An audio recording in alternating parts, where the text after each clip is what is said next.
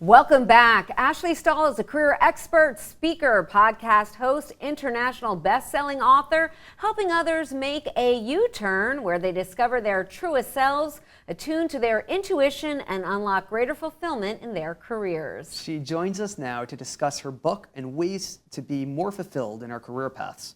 Welcome to Your Best Self, Ashley. Thank you so much for having me.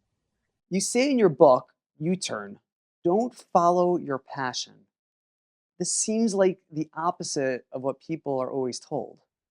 Yeah, the primary message of the book is don't do what you love, do what you are. I think that in the 80s, if you look at the Google Ngram, which is a measurement on Google and a tool that you can see how much a statement has become a part of society and part of culture based on how much it shows up on Google, the idea of follow your passion or find your purpose really rose up in the 80s and 90s into the millennium.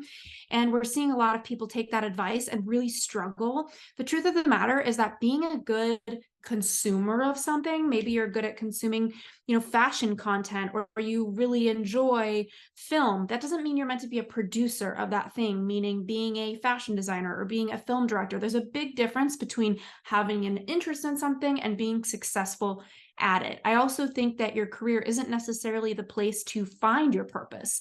I think that there's a lot of places in life that we can have a sense of purpose, and what's important is that we contribute through our career and we feel like we are making an impact through our career. And that usually happens when you're aligned with your core skill set. And that's what my book is about. That's what my work is about, is really unlocking your zone of genius and sharpening that skill set so that you can contribute in the highest and best way possible. You also talk a lot about core values in your work. Why are these so relevant in your career? I believe that every career has a few core dynamics, and a lot of people who don't like what they're doing have to reflect on these three. The first thing is the what of your career.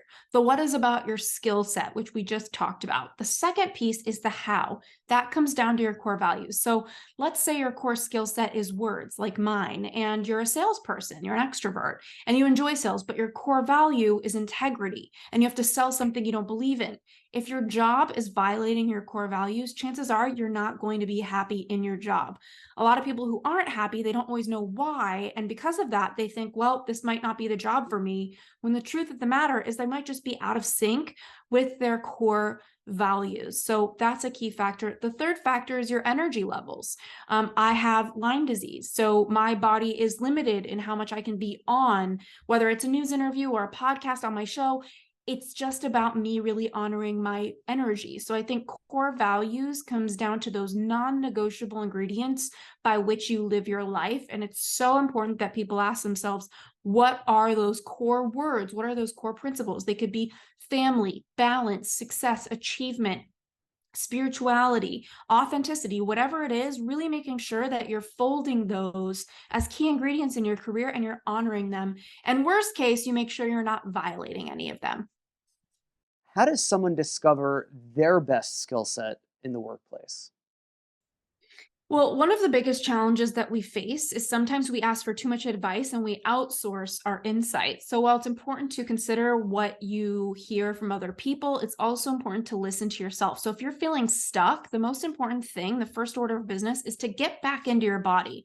That means asking yourself, who am I? What makes me feel like myself? Maybe you want to come up with a list of places, people, things that make you feel like you. In my case, whenever I go to the beach, I feel more myself.